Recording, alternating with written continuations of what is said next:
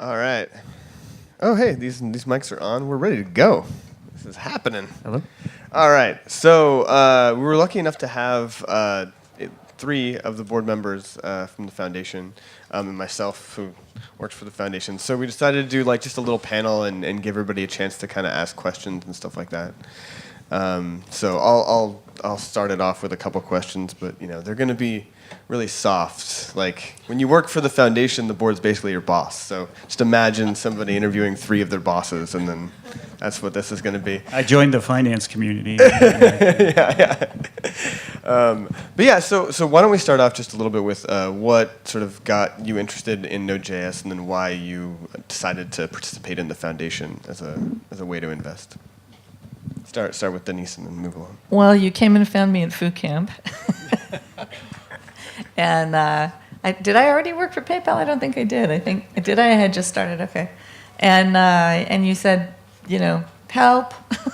And so then I started looking at it, and it looked like a pretty worthy community, and PayPal was happy to have me help, and I was in a position to do it. So that's how I got here. I think the thing that got me was some of my customers actually, pointing out that, Node was going on. It was really interesting to them. And then I found that actually folks across IBM were also engaged, and they wanted, to actively use Node to place it into the other architectures that we go and generate and support. And we're already doing that, and had been working with V8, actually making changes and contributing to V8 engine as well too. And they said, hey, Todd, please, go find out what's going on there. And so I found a great community. People who were trying to work together and work that was really interesting, and just clicked. I thought it was something worthwhile to go put time into and just participate in. Because the last year hasn't exactly been the easiest thing to get the foundation going. So. Hi. So unlike these two, I haven't stood up in front of everybody yet. So hi, I'm Brian. I'm from Groupon. We got involved in the foundation when, we have obviously a very big investment in Node. It's our entire front end, as Clovis talked about earlier. And there was some concern for a while that things weren't going so smoothly with the fork, and community seeming to not be as happy as it has become again. And so when the foundation came into being, and it looked like everything was going to try to reunite, that was very, very interesting to us. And we didn't actually know we could help out very easily with that until one of the other proto board members was like, hey, you should get involved with this because we need more actual users rather than vendors involved in that. And so we joined the foundation, and I am greatly excited to try and help build a happy, healed community here.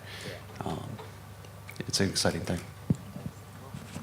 All right. Well, speaking of users, I think all these people use Node. I'll venture a guess.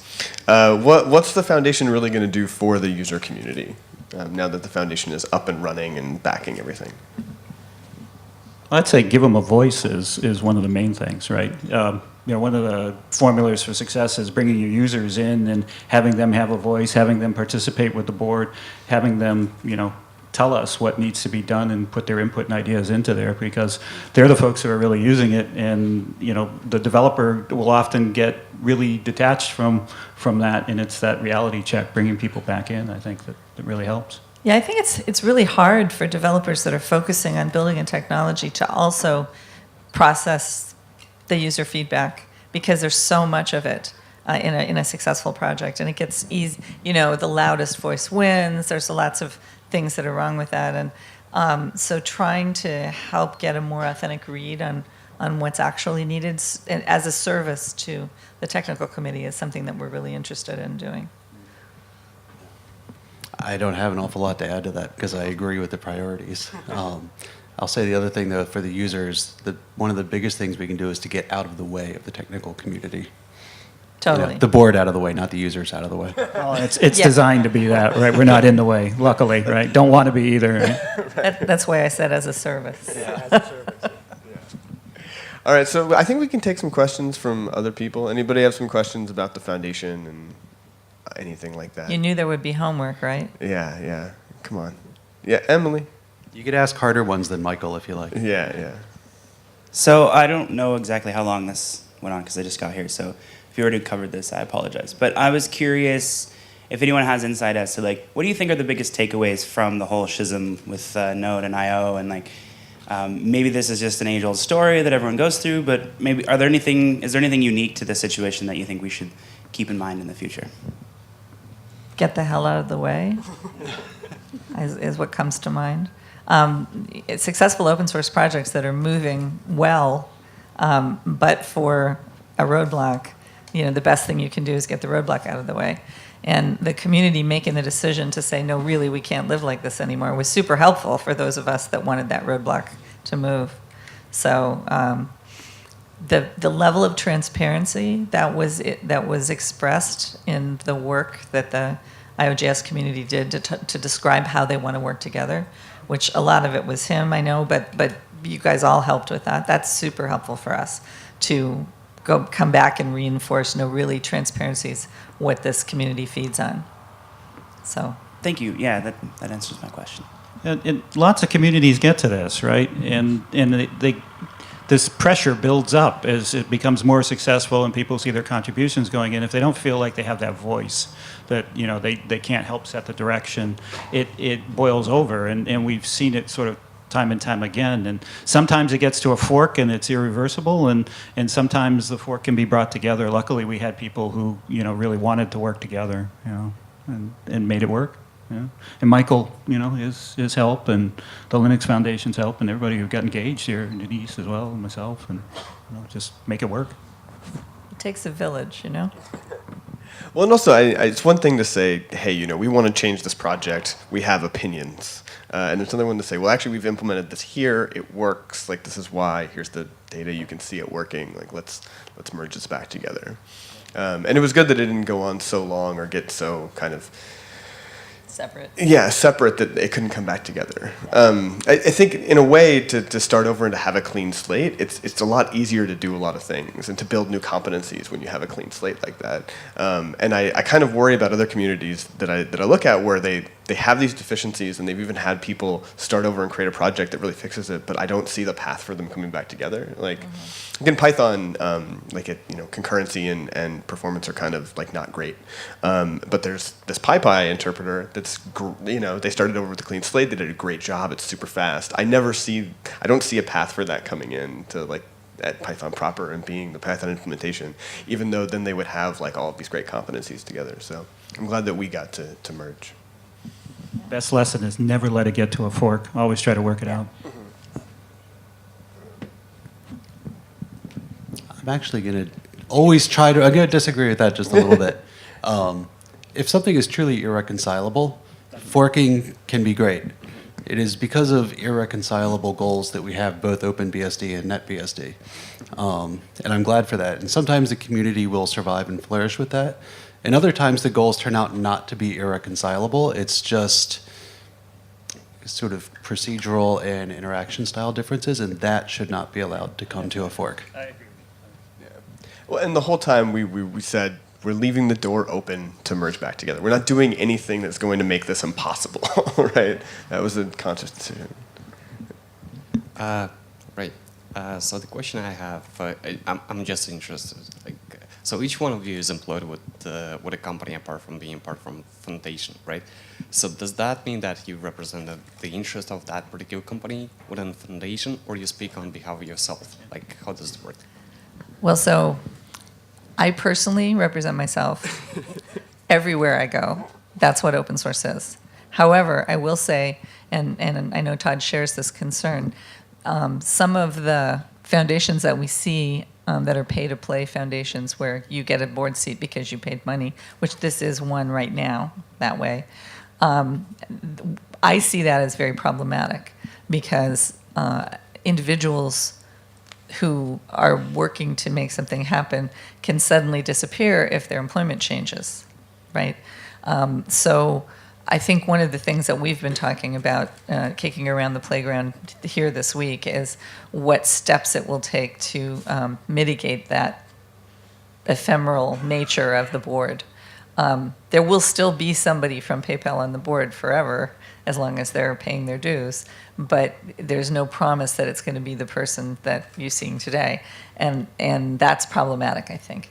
And that's not a feature that we baked into this. That's how the Linux Foundation sets up their foundations. But we have the opportunity as a board to change those rules a little bit, to try to make it a little bit less likely that that's going to happen. Yeah, just like a quick kind of so that people understand. The Node.js Foundation is an independent entity. Like it's filed on its own. It has its own board. That board can change its policies. The Linux Foundation is there to provide services, and that independent foundation pays the Linux Foundation for those services. So if something wants to change and the board feels like it should change, then they have the opportunity to do that. Also, so the way that it works out is that there's levels of you put in money at different levels, and there's like a sliding scale for some of the lower levels. The lower levels elect a member per membership. So actually, Brian doesn't. Yeah, so Brian doesn't just represent Groupon. He actually represents like 10 other companies that are in the server class. Brian. Yeah, but really he represents Brian. But yeah. So it's a little, the reason that it's set up this way is that it's hard in the US right now to create a nonprofit around an open source project. The IRS has cottoned on to the fact that there might be value in open source software, and they're worried about just blanket nonprofits. We could start a church and we'd be fine. But So we've actually had a really good ruling just recently, though. The OpenStack Foundation is now a nonprofit status. yeah, finally. So that will help all of us, I think. But one of the across all them. shortcuts that Which license is that? Is 501c6. C6. yeah, see, one of the shortcuts that you can take is there are these foundations that have achieved that status. They're kind of like umbrellas, and then you can come under their umbrella. And the Linux Foundation, for a variety of reasons, is the one that we chose for Node.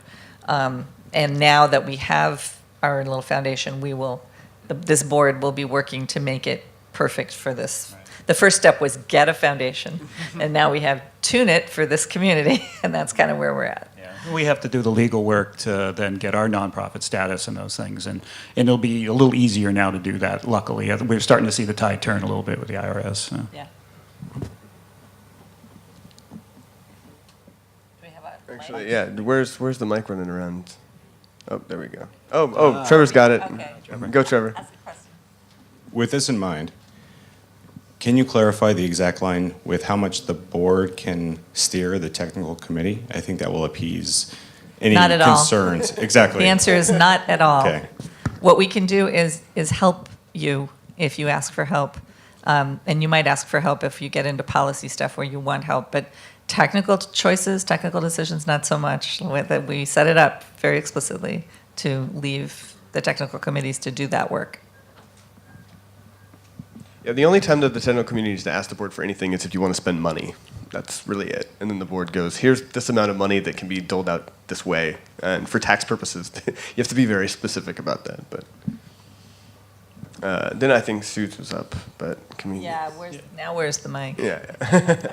And then you're going to go back again because. Yeah. Hi, I'm going to have trouble asking this question a little bit, so I'll need your help because I'm not very good at the American stuff with boards and committees and things like that. But I could probably find out this on the website or something like this. But how many people are on the committee and the board that haven't sort of? There's no corporation or money behind that particular person, and it's either just like a passion thing, or they're almost seen more of everybody's an individual, whether they come represented with a company or not. But how many people are actually just completely individual, and that there hasn't been that kind of financial influence? That's an excellent question. So, and you asked it beautifully. Thank you. You want it, Brian? You get ready to say something. So on the board, everybody is representing a corporate member of the foundation right now. No, not No, Rod. no, Oh, sorry, sure. you're right. Not everyone. There's Rod. Yeah, Rod Vega is the representative of the TSC, which is the technical community elected him. However, yes. before we incorporated, I was very careful to make sure that we added a provision for elected members from the community. And we will be holding elections. We haven't sorted out when or how many, but the language is in the bylaws that we adopted to allow that, because I personally couldn't serve on a board that didn't have representation from its own community. Same here. Yeah, that's exactly where it was going. And those are the kinds of changes we're talking about when we say there's things we have to tweak. So the way that that's going to work is right now we're figuring out the registration system, but essentially you're going to be able to register as an individual member of the foundation, and it's like like $100 a year due if you're not a contributor. So if you're not in the GitHub org, basically, if you're a member of the GitHub org, which like 370 people are, it'll be free. And as we're talking about becoming an umbrella and bringing other projects, we'll include those projects as well, and all of the people that contribute to that. And in contributing in any way, if you're doing localizations or working on the website, it's not just if you're a core contributor. So, got to go back. Got to go way in the back now. So a question about technical teams. Now that IOJS has gone, how can people get into working and contributing, not just core, but anything? At IOJS, it was fairly easy to a degree. How has the foundation changed that? Well, we literally renamed IOJS to Node, right? Like the GitHub org was called IOJS, and we renamed it to Node.js. And so all of those working groups and all of those contribution policies that made it easy, remain. And there's actually more working groups now that are more specific than ever. We've worked on trying to create it. We had to redo the entire website, and it's even easier to get involved in the website now. So that is all the same. It's actually the main problem right now is just discovery. There's so many working groups that it's kind of hard to figure out which one you should get involved in. Yeah, that would actually be a good session at the next conferences. Yeah. Well, it should also be a web page, maybe. It's on Fair the enough. website. But, I learned a lot more about core than I would have otherwise done. Right. Oh, yeah. There Yeah, is. yeah. So, yes, there's a workshop this afternoon. If you want to get involved in contributing to core, we have some core contributors here, and they know some areas. And the thing about certain aspects of core is that, they're never going to be super well documented, and they're kind of constantly changing and evolving. So it's really like you need some kind of one-on-one time with somebody to dive into it. And so we have some core contributors here, and if you're interested in getting involved in core, please come to that session, and we'll hook you up. And then if you need questions and support afterwards, the IRC channels are open, and those guys always will answer your questions, and they're really polite about it. They're nice. Yeah. We're very good about reviewing things on GitHub as well. So when the PRs come in, but it's getting to the point where there is a PR that can be kind of difficult. So Trevor and James and Jeremiah and Michael Dawson are all here to help out. And don't forget, there's other kinds of work that are important too. So if you're a little daunted by the idea of getting in encoding, there's lots of other things to do. So, and again, it takes a village. Yeah, one of the more interesting ones actually is that we have a new working group called the Collaboration Working Group, where we're sort of figuring out what the best practices are for how to do the working groups and how to cooperate with each other, and then trying to build tools that help improve that even further. So that's a really cool place if you want to hack on some fun GitHub API tools to poke around with. And we're still working out the umbrella thing. So there's lots of room to have conversations there too. So I asked this already yesterday in private, but I think it's pretty interesting for the rest also, maybe to hear an answer from the whole board or steering committee. NPM, what's the plan? The plan for NPM? Well, we need an umbrella first, right? Because it's another top-level project, so we got to figure that out first. And if I was NPM, I would want to see that be successful before I moved such a huge project. Yeah, NPM in particular, given who Isaac is. He's told all of us that he would like NPM to have a home with the rest of Node, but he is taking a let me see how it goes attitude. Thanks. Yeah. I mean, one of the goals of the umbrella is to be a good home for NPM, to be the obvious choice for NPM to go into, right? And it's on us to make sure that it is successful and that we create a good umbrella. Given that the advisory board is all based by corporate members, and you are supporting the whole development of Node financially in the first place, how do you? Well, right now, given the issue we had, the situation. So Node had some huge problems in the direction and so on. But right now, the way the foundation is set up, there is an advisory board that can literally do nothing, possibly, to the technical committee. The way I understand it. Well, so the board of the foundation, right? The board of the the foundation. advisory board was like a separate thing under Joanne. Yeah, that the- is- the Yeah, advisory okay. board's gone Sorry, now. sorry. The board of the foundation is a complete. It can do literally almost nothing, Well, and So they do a lot to keep the foundation going. They don't do a lot to like be involved in the core, right? In technical. well, core might diverge from what the interest of those corporate members have in Node, and I would like to know what's your opinion about this issue mainly, because it probably can diverge at some point, given it's fully community driven. For what's the opinion of the companies sponsoring at the higher levels? So our goal is to build out a board that is representative of the community. You're right, it's not very representative right now, but we're at the very beginning of finding the money, getting it all together. If you look at the board, some of the companies involved have a product based on Node. Some of the companies are users, like Groupon and PayPal are users fundamentally, and I think IBM pretty much is too, right? And we're working to get more people who are building things interested in the board work. But the idea is to make the board more representative. So it's only, the problem that you're worried about is really only a problem at the beginning when we're the only ones in the room, but we don't plan to be by ourselves for very long. And Todd and I, our job kind of, and I don't mean for our companies, I mean for our vocation, is to help open source projects that are in trouble kind of get themselves righted and back in the right direction and for the best possible outcome for everybody. And that's literally our job. That's what our companies ask us to do. But in the event that you, as a community, headed in a direction that we literally couldn't support for some reason, we would just stop paying our dues, and somebody else would come in who agreed with that direction. That's how it works, right? So I don't think there's much of a problem there as you're worrying about. When we say we don't have much to do, what we're trying to say is, unlike previous times in the Node world, we will not be trying to tell you how to build your software.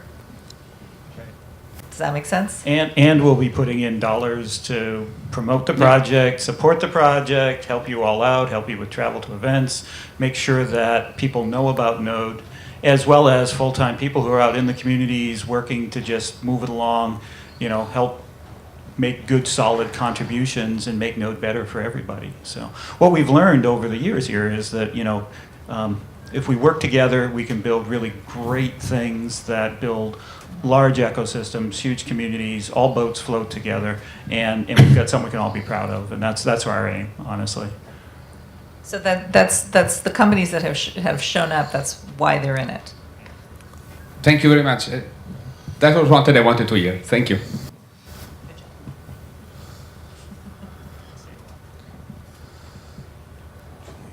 Hi. So a lot of the time with open source, people tend to either drop out because they don't have time, and time is normally related to money, and then people don't join in because they don't have time, and it's normally related to money. So what I was wondering is there a plan to use some of the money that you raise from individual supporters and companies to help pay for open source projects and the people that are making the open source projects, especially ones that we all rely on every day, that we use, that we take for granted? Like Node? Like Node. So there are foundations that do that, and we have no plan at this time whether that's something we're going to do or not, but I'll tell you about one that does that, and they didn't start out doing it, but they're doing it right now, which is Drupal is trying to finish Drupal 8, and it's taking all the resources that we have, and the board members went out and started raising money, and it was to pay down the bugs, the blocking bugs, get focused engineering on the blocking bugs so that they could actually clear them so the release could come out. They kind of painted themselves into a corner, and we the board organized to try to help them out of that corner. I'm not saying we will ever do that. I'm saying I've seen that happen in open source projects, but it's a situational thing. The Linux Foundation also has a history of doing this. We got in trouble with a few interesting security leaks and other things over the last year. Not to mention yet. So, I know. Right, yeah. So as a result, they went around and they solicited us all to raise money and to go start supporting those single, guy just working his heart out, doing something, and make sure they're well supported, get other people in working with them, et cetera. So there's a history there, at least with the Linux Foundation doing it, and certainly it could be something possible in our future if we need to. Yeah, but the other thing is, if we do this right, there'll be enough work for everybody because all the companies will be successful and they will patronize they'll lend, as they have been doing, engineers to the process of building Node and making it better and better. That's what a healthy open source ecosystem does. Yeah, I mean, a year ago, we were all very worried about the lack of people on core, and one of the early things that people wanted to do with the foundation was to pay people. By the time that we got a foundation, we'd actually grown the contributorship like a lot. And paying people full time, it does have, there can be some negative consequences in terms of encouraging people from the community to get involved when you start doing that. So it is a danger, and you don't really want to do it unless you absolutely have to. So the way this would happen, right, is that somebody who's doing a lot of great work is going to lose their ability to do it full time. That would be a risk that would be conveyed to the board, and then we try to figure out some way to deal with it, right? Whether that was finding one of the board members to hire them or having... It happens, right? Yeah. But another interesting thing that can happen in this, if we get into a situation like that, is he's right. It makes a kind of us and them thing happen in your engineering work, and it's harder and harder to break in as a person who isn't underwritten by anybody. But there are other ways to balance it out. We have a lot of experience between us in this, having, I've been doing this, I figured it out the other day, like 18, 19 years You're now? only like 21, I thought. I know. So. Also, like the Linux Foundation, they tend to employ people as well that are more project manager kind of people as well, right? Like that's one of the harder roles for the community to fill, is like just keeping up to date with all of the contributors that are doing stuff, right? Which is, I mean, like I'm paid by the foundation now to basically kind of do that, like just be out there in the community figuring out what is going on and trying to bring all the resources that we have to bear and do that coordination. So, anybody else? Isn't going to move around? There we go. Yeah, in the back. Hey, so I hope this never happens, but what happens if the community is unhappy with someone on the board? Oh, that's a good question. But we're also nice. Yeah, we're also nice. Why we're also nice? So I'll give you a real world example of that kind of thing. There's a company that handles DNS registry that pissed everybody off a few years ago. And the famous project that I was the CTO for decided that they didn't want to have anything to do with that company anymore, kind of on general principle. And made a big deal of the fact that they were pulling all of their registrations. And that company ended up, feeling really bad about that and kind of changing their tune a little bit. I don't think any of our intention here is to muzzle the community in its expression of how it feels about anybody. If it's an actual person that you're having trouble with, the good news for you is I think the terms are only a year long right now. So by the time you organize to get rid of anybody, they're probably gone anyway. But it happens in all human endeavor, in all intentional communities, that there are personality clashes. And open source has had its share of those as well. And there are ways to deal with that. When we get the board balanced a little bit better, so there's more community representation, that kind of information can bubble up through those representatives, and they'll have votes. And that's a really good way to deal with it, I think. Okay? Yeah, I mean, I don't have the bylaws in front of me, but I'm pretty sure that the board can remove another board member, Yes, right? we can. Yeah. So you basically, the community would have to convey their disapproval to the board, and then the board They may not be able to remove a company, but they can request They a can different request a different representative. representative, yeah. And yeah, if I were a company and I had somebody publicly on a board and the public was against them, I would very quickly remove that person. Yeah, sometimes they're left in place a little longer than you want. But, but yeah, I hear you.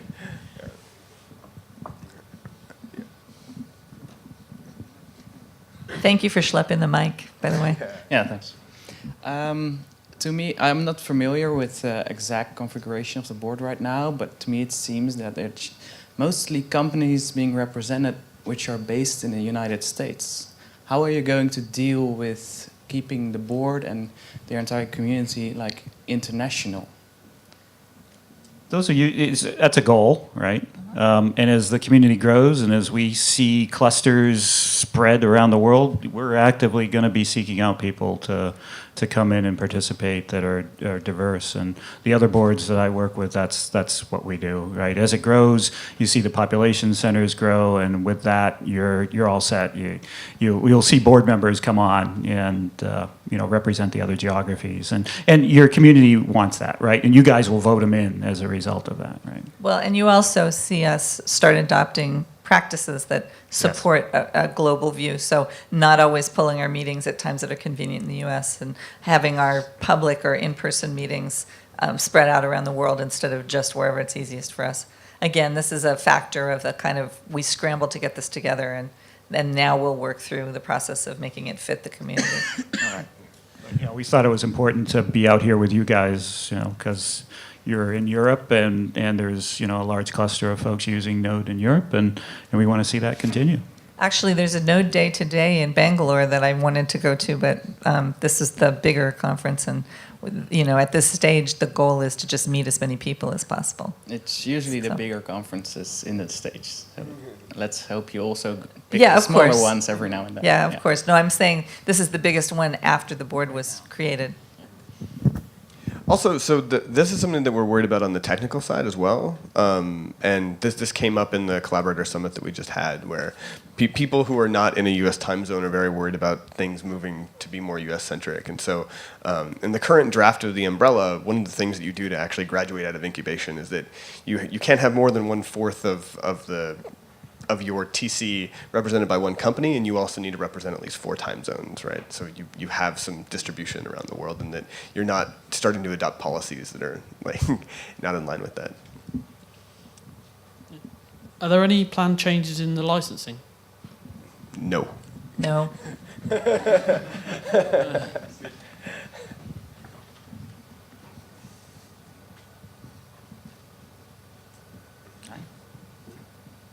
I think anybody else? I think we're good. Oh, one more.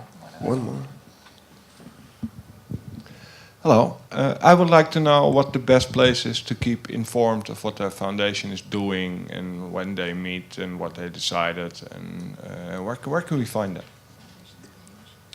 Yeah, so we actually just got up the new website, and the new website has a much improved foundation section. And so the foundation section sort of lays out who the members are and what the bylaws are, and it also has two sections. One is an announcement section, which is any announcements from the foundation. Another is an in the news section, which is any other article out in the world about the foundation. So. And we started, with the advisory board, we started the pattern, which is common in open source, of running a public meeting with a small private meeting after. So the first 3/4 of any board meeting is public, and you should be able to find out how to join it, to listen in. And then we saved the last 15 minutes because there's certain things that by law we have to discuss. We do put out minutes of those discussions, so it's not secret what we're discussing, but we're required to discuss them as a board without an audience. So things like ratifying a new budget or hiring stuff, those kinds of things. How well Michael did on his goals. Yeah, right. So what you would see in the report out of that is, there was a review of Michael's performance, but we wouldn't publish what it was, right? Also, one of the things the foundation does, it's like all of the legal and IP stuff, right? And for obvious reasons, you want to have a lot of those discussions in private. So. Hi. All right. Yep, over here. There you are. I was wondering what you do, what the US Node Foundation, as a US non-profit, how does the wealth get distributed between kind of the parties, and where does the money go, and kind of tax, etc.? How does that all happen between everyone? So are you asking about the mechanics of being a nonprofit in the States? Yeah, pretty much. Okay, so in the United States, there's a nonprofit kind of company that you can start, which we have done. That means that we are not subject to the same taxes on money that we create, or I mean that we earn, if you will, because we are existing for public benefit. So in acknowledgement of the fact that this is for public benefit, they don't tax us like a company that's making a product. And we have to demonstrate our public benefit continually, which we do by publishing our minutes publicly and by not engaging in certain activities. So for instance, we do not lobby politically, that we're enjoined from lobbying politically. One of the advantages of having a nonprofit is any donation that's made to the nonprofit is for some value non-taxable, or you can give the person who's made the donation a certificate which they can attach to their tax return that says that they've made a charitable donation in the U.S. But where is C6 though, so they can't do that? Oh, I'm sorry. I'm sorry. I was doing C3. Yeah. That's where I usually live. The difference between C3 and C6 is that C6 is a trade association by design, which means that the people involved in it are all people that are somehow involved in the trade related to Node, but the foundation itself is for public benefit. And we're doing it for the benefit of the industry as opposed to just for the benefit of the members, right? Members, like the membership defined by whatever the membership category is. So the people putting in money are members, and once we have individual membership, like all of you can actually also have be members. And so then we're required by law to file a public tax return yearly, which is called a 990. And there's a certain information that has to be in there, including how much money we raised, salaries that we paid. There's a few other categories of things. How we spent the money sort of in big chunks has to be in there. Not our detailed budget, but the big chunks. And you don't want to see the detailed budget anyway. Chunks are fine. And you can see these already for things like Wikipedia has them, or for the Linux Foundation files one every year. And generally, right after they're accepted by the IRS, we go ahead and put them into a tool that makes it easy to find them, like GuideStar, so that anybody can see them. Oh, and so how the money gets distributed is that the way that auditing works for tax purposes is that every individual expense over $25 has to be traced back to the board approving it before it was spent. So you can't retroactively. So what the board does is they go, what is all of the money that we've raised? Cut it up into buckets so that it can be spent on these specific things, and then nothing over that will ever be spent, which means that we actually never spend all of the money. But if you look at the budget in any given time, pretty much all of the money that we raised is in some kind of bucket, and then if we need something else, we have to go back to the board, adjust the budget around so we know where that money's coming out of. Yeah.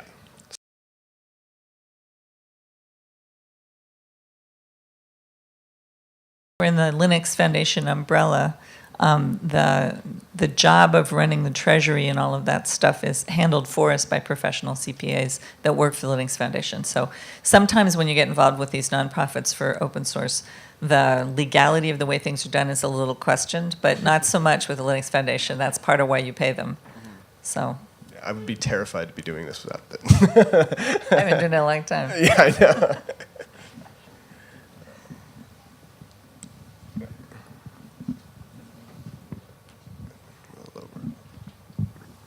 Hi. Are conferences connected to the foundation, like the NodeConf, Node Day series, or they are something else?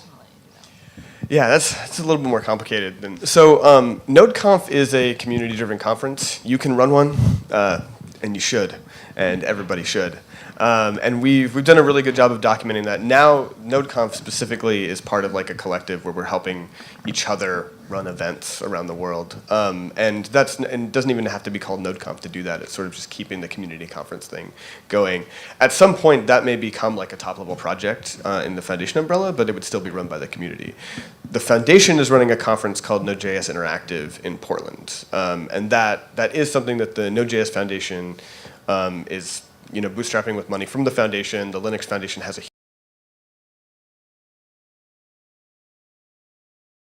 they're picking that up and going with it. And if it were to make any revenue, that revenue would come into the nonprofit and be part of our operating budget. So. And that conference is meant to gather a user community. So this has a very developer-y feel. Although we are all users, it's a developer conference. And there's another kind of conference that's less fun and more marketery. You know, you've probably been to one in your life. It's meant to be more like that, so that people who feel comfortable in that environment can come. The truth is that those are expensive to put on, and you don't ever want to go there. This is a much nicer thing to do.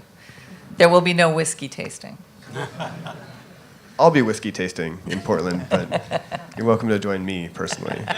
He'll do a whiskey tour. That was it. He's buying. Yeah.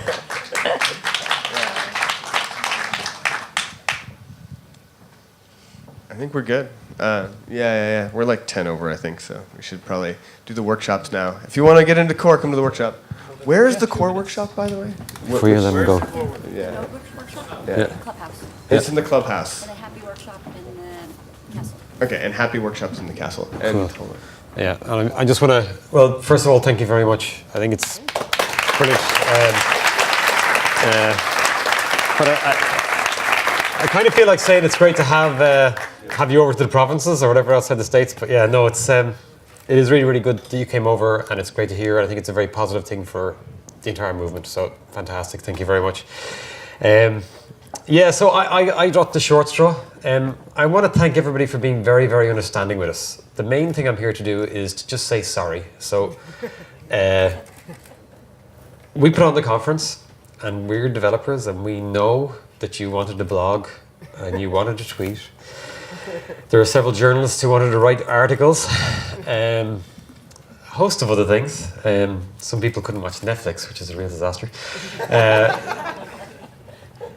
We got caught out. We're very embarrassed and we're very sorry. Okay, we know that a lot of you were inconvenienced. You come over here, you expect to be connected, and you should have been connected. And we just wanted to say we're very sorry, and we've worked tirelessly, and we'll continue to work tirelessly to see if we can get as many of you as connected as possible. But thank you for your patience, and thanks for